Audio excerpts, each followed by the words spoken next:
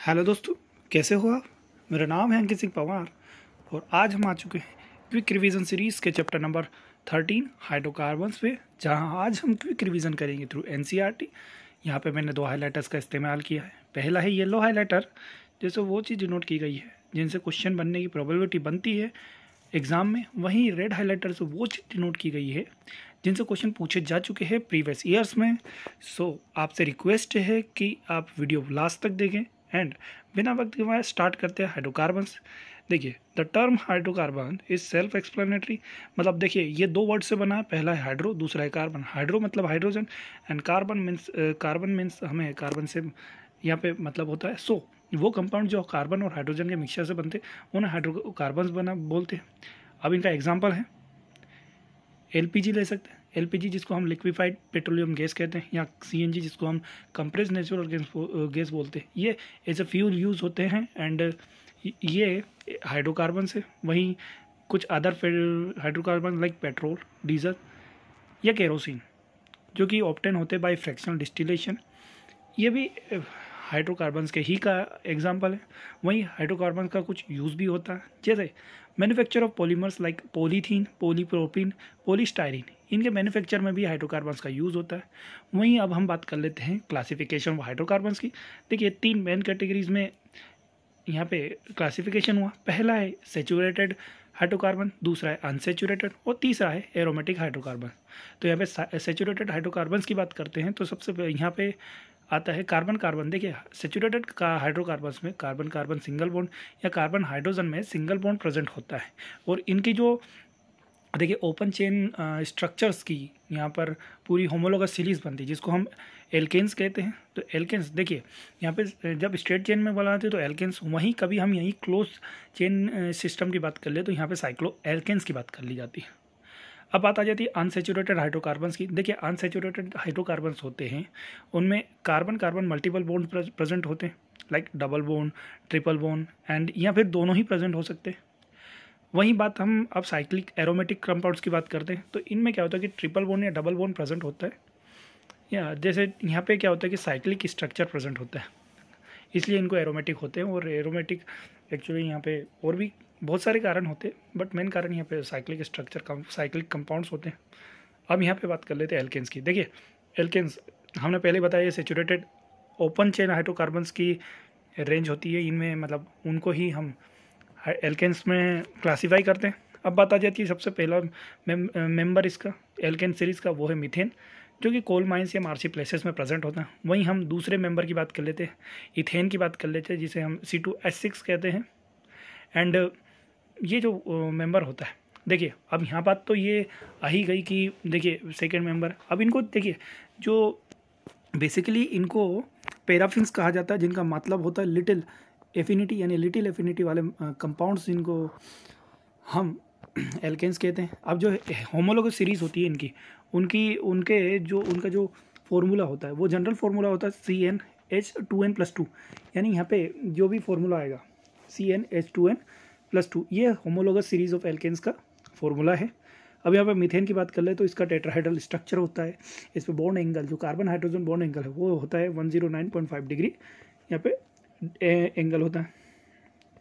अब नोमेनक्लेचर की बात कर ले। देखिए नोमेनक्लेचर, देखिए अब यहाँ पे मैं कुछ, देखिए जैसे पहला यहाँ पे कुछ एग्जांपल्स है। जैसे पहला है एन ब्यूटेन, देन सेकंड है आइसोब्यूटेन, थर्ड यहाँ पे है एन पेंटेन। इन एग्जांपल्स को, इन जो एग्जांपल मैं बता रहा हूँ, इनको ध्यान से देखिएगा, इनको मैं बहुत अच्छे से एक्सप्लेन करने वाला हूँ। आगे बात करते हूँ, फोर्थ होता है आइसोपेंटेन एंड फिफ्थ होता है नियोपेंटेन। अब जो पहला और दूसरा स्ट्रक्चर है, यानी एन ब्यूटेन एंड आइसोब्यूटेन, इनमें मोलिकुलर फॉर्मूला तो सेम है, बट इनमें जो बॉन्डिंग होती है, बॉइलिंग, इनका जो बॉइलिंग पॉइंट है वो डिफरेंट है। क्यों? क्योंकि इनकी जो ब्रांचिंग है वो डिफरेंट है। आप आइसोब्यूटेन और एन ब्यूटेन का डायग्राम देख लीजिए। वहीं अब बात आ जाए थर्ड, फोर्थ और फिफ्थ, यानी यहाँ पे बात होती थी एन पेंटेन, आइसोपेंटेन और नियोपेंटेन। तो यहाँ पे भी क्या होता है कि मोलिकुलर फॉर्मूला तो सेम होता है, बट इनकी डिफरेंट प्रॉपर्टीज़ होती हैं। देखिए, जो पहले और दूसरे जो भी यहाँ पे डिफरेंस होता है, पहले दूसरे में या तीसरे चौथे पांचवें में जो डिफरेंस होता है, वो डिफरेंस है due to the difference in their structure, उनके स्ट्रक्चर्स में डिफरेंस होता है। इसके कारण वहाँ पे देखिए यहाँ पे मॉलिकुलर फॉर्मूला सेम है, स्ट्रक्चर्स डिफरेंस है, इसके कारण इनकी केमिकल या फिजिकल प्रॉपर्टीज डिफरेंट होती है। तो ये जो आइसोमेरिज्म है इसको कहते हैं, इसको बोलते हैं स्ट्रक्चरल आइसोमेरिज्म। अब बात आ जाती है, देखिए जो स्ट्रक्चरल आइसोमेरिज्म होते हैं, अब जो यहाँ पे बात कर दी जो फर्स्ट और थर्ड है, फर्स्ट थर्ड यानी एन ब्यूटेन, फर्स्ट और थर्ड की बात कर लीजिए, जैसे एन ब्यूटेन या एन पेंटेन है, तो ये कंटिन्यूस चेन होती है, स्ट्रेट चेन होती है। वहीं सेकंड, फोर्थ और फिफ्थ जो कार्बन जो चेन होती है वो ब्रांच डेंस होती है। तो देखिए यहाँ पे क्या होता है कि जो फर्स्ट और इनमें क्या डिफरेंस आया, इनमें डिफरेंस आया चेन का, चेन में जो स्ट्रक्चर है उनका डिफरेंस आया, तो इसलिए इनको चेन आइसोमर्स भी कहा जाता है। अब यहाँ एग्जांपल देखिए, इसके थ्रू हम देख सकते हैं कि इनका आईयूपीएसी नेम कैसे लिख सकते हैं। अब आईयूपीएसी नेम में लिखना आपको सिखाऊंगा, बट उससे पहले देखिए यहाँ पे आता है based upon the number of carbon atom attach. यहाँ पे कार्बन जो attach, number of carbon attach होते हैं उनके बेसिस पे देखिए कार्बन कितने टाइप के होते हैं। पहला है प्राइमरी कार्बन जिसमें एक कार्बन अटैच होता है, सेकेंडरी कार्बन जिसमें दो कार्बन अटैच होते हैं एक सिंगल कार्बन से। वहीं कभी एक सिंगल कार्बन एटम से 3 कार्बन अटैच होते हैं तो वो टर्शरी कार्बन कहला जाता है। अब बात आ जाती है जो सब्स्टिट्यूएंट या ग्रुप सब्स्टिट्यूएंट जो प्रेजेंट होते हैं उनको हम एल्काइल ग्रुप्स कहते हैं। यानी जो भी ग्रुप्स किसी एक स्ट्रेट चेन या किसी भी मेन कार्बन चेन जो पेरेंट कार्बन चेन हो उससे अलग होकर कोई अलग सब्स्टिट्यूएंट प्रेजेंट होता है उनको हम अल्काइल ग्रुप्स कहते हैं। और इनमें सफिक्स आइल यूज़ होता है। ये आइल बहुत इंपॉर्टेंट है, मैं आपको आगे एग्जाम्पल के थ्रू समझाऊंगा कैसे। अब यहाँ पे एक प्रॉब्लम आती है 13.6। तो यहाँ पे देखिए इसमें एक जनरल मॉलिक्यूलर फॉर्मूला है C5H12। तो इसका जो आईयूपीएसी नेम और उसके जो भी आइसोमर्स है उनके नाम, उनके डायग्राम्स, उनकी जो भी मॉलिक्यूलर फॉर्मूला वो लिखना। जैसे C5H5 है तो इसका देखिए एन में कैसा हो गया, अब यहाँ करस्पॉन्डिंग एल्कोहल उसका कैसा होगा। वहीं जो भी जैसे भी उसके आइसोमर है तो उसके करस्पॉन्डिंग एल्कोहल की क्या नाम होगा और कैसे होगा। जैसे पेंटेन 1 ओल, पेंटेन 2 ओल, उसका नेम क्या होगा ये सब दे। जैसे ये वहीं पेंटेल 3 ओल या 3 मिथाइल ब्यूटेन ओल, ब्यूटेन 1 ओल, यहाँ 2 मिथाइल ब्यूटेन 1 ओल। ये ऐसे ये डायग्राम्स आप देख लीजिएगा, एक बार आपको क्लियर हो जाएगा।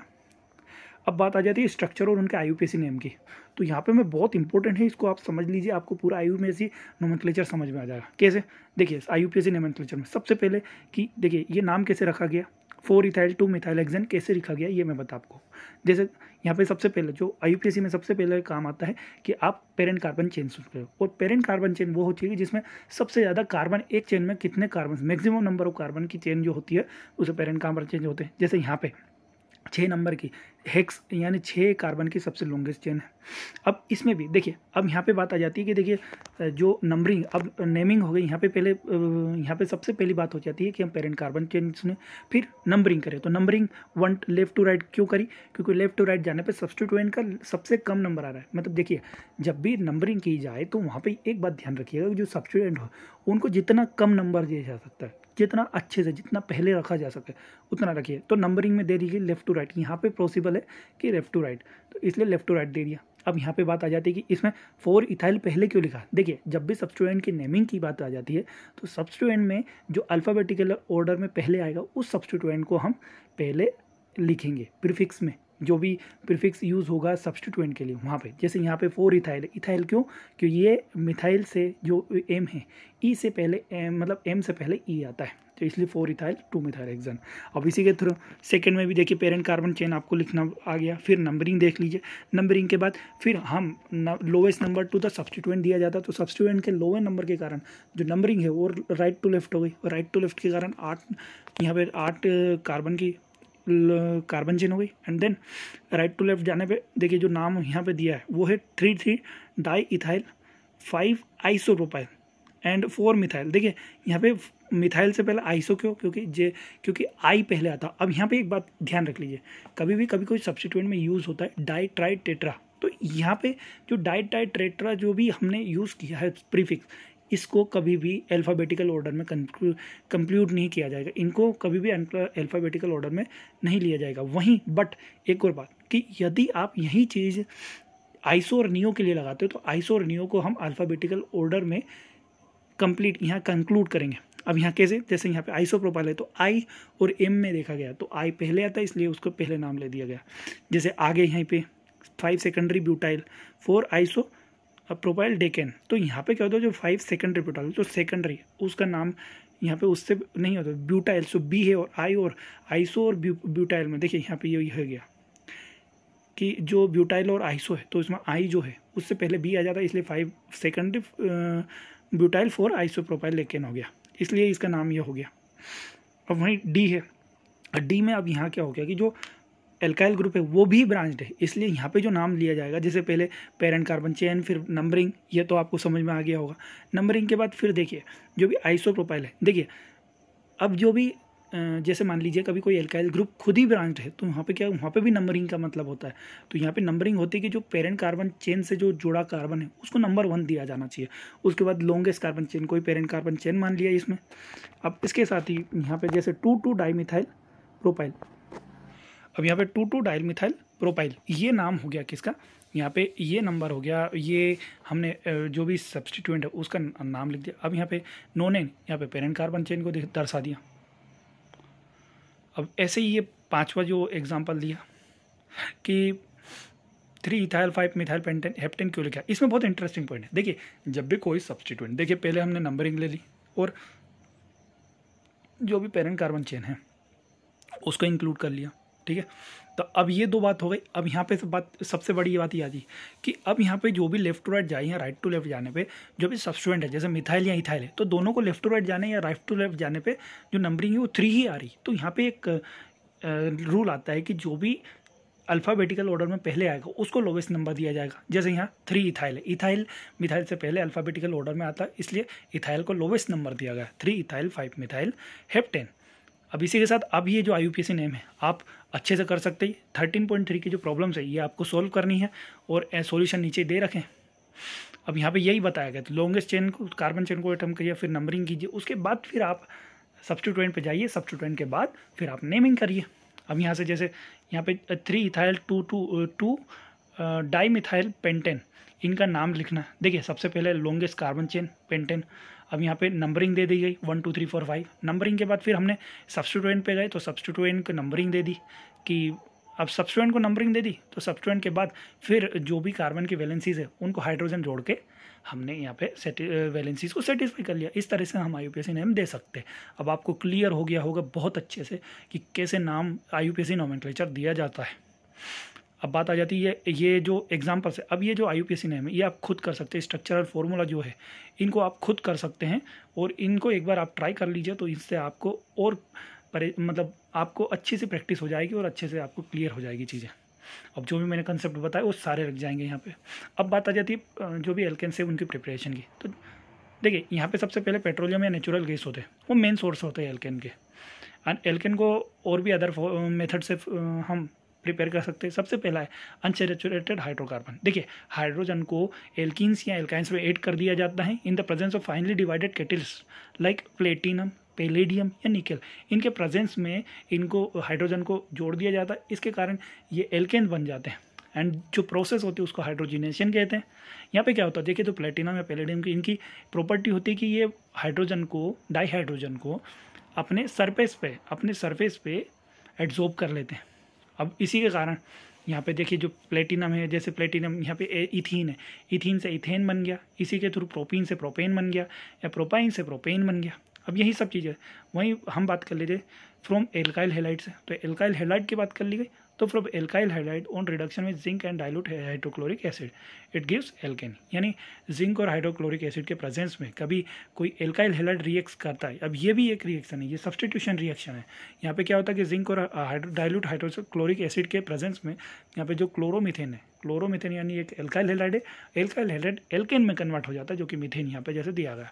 वैसे ही क्लोरो इथेन से इथेन बन गया, वही क्लोरोप्रोपेन से प्रोपेन बन गया। आगे बढ़ते हैं, जैसे सोडियम मेटल से ड्राई ईथर है, ठीक है। एल्काइल हाइड्रेट को कभी हम sodium metal in the presence of dry ether के साथ ट्रीट करते हैं तो ये भी एक यहाँ पे एल्केन का, हायर एल्केन का सॉल्यूशन देते हैं।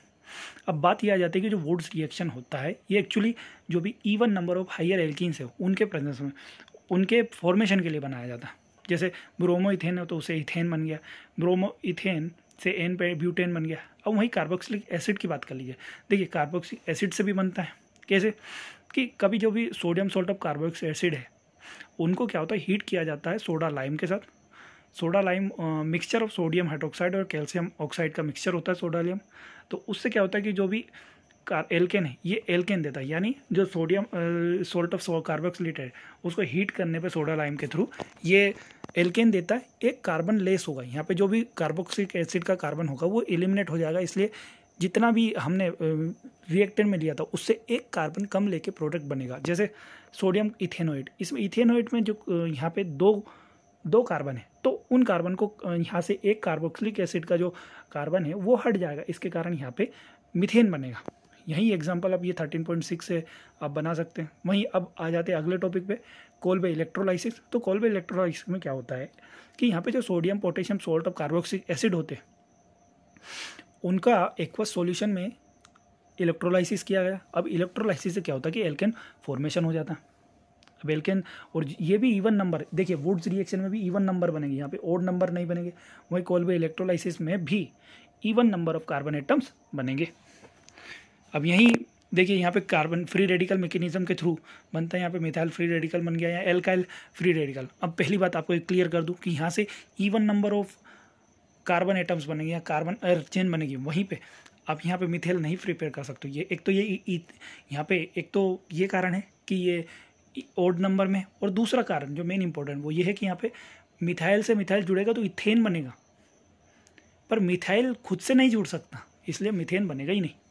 अब बात आती है प्रॉपर्टीज़ की। तो देखिए एल्केन्स नॉन पोलर मॉलिक्यूल्स होते हैं जिनका बिकॉज ऑफ कोवलेंट नेचर, ये इनका जो weak van der Waals forces, देखिए नॉन पोलर नेचर होता है कोवलेंट नेचर के कारण। वहीं देखिए ये weak van der Waals forces possess करते हैं, and due to weak forces first 4 member जो होते वो गैसेस हैं। वहीं जो 5वें से 17वें नंबर के यानी कार्बन 5 से लेके कार्बन 17 तक के जो भी मेंबर्स है वो लिक्विड होते हैं, और 18 कार्बन से ज़्यादा वाले जो भी एटम्स होते हैं वो वही सॉलिड होते हैं। अब बात आ जाती है पेट्रोल की बात कर लीजिए। जो पेट्रोल या लोअर फ्रैक्शंस और पेट्रोलियम है जो कि ड्राई क्लीनिंग ऑफ क्लोथ्स के लिए यूज़ होता है टू रिमूव ग्रीस या स्टेन को हटाने के लिए ड्राई क्लीनिंग के लिए यूज़ होता है पेट्रोलियम या लोअर फ्रैक्शन ऑफ पेट्रोलियम।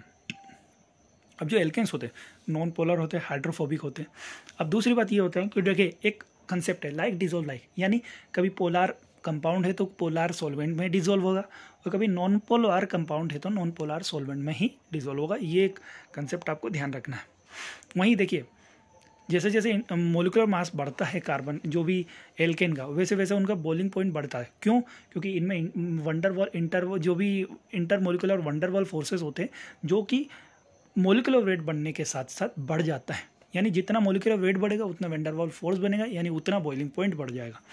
अब वही बात आ जाती है देखिए इंक्रीज। अब यहाँ पे एक और बात आ जाती है, देखिए जो भी अनब्रांच्ड या जो भी स्ट्रेट चेन हाइड्रोकार्बन्स होते हैं उनका ज़्यादा बॉइलिंग पॉइंट होता है as compare to branch chain. अब ब्रांच कार्बन जो एटम्स होते हैं कंपाउंड्स होते हैं उनका किस कारण उनका बॉइलिंग पॉइंट लो होता है?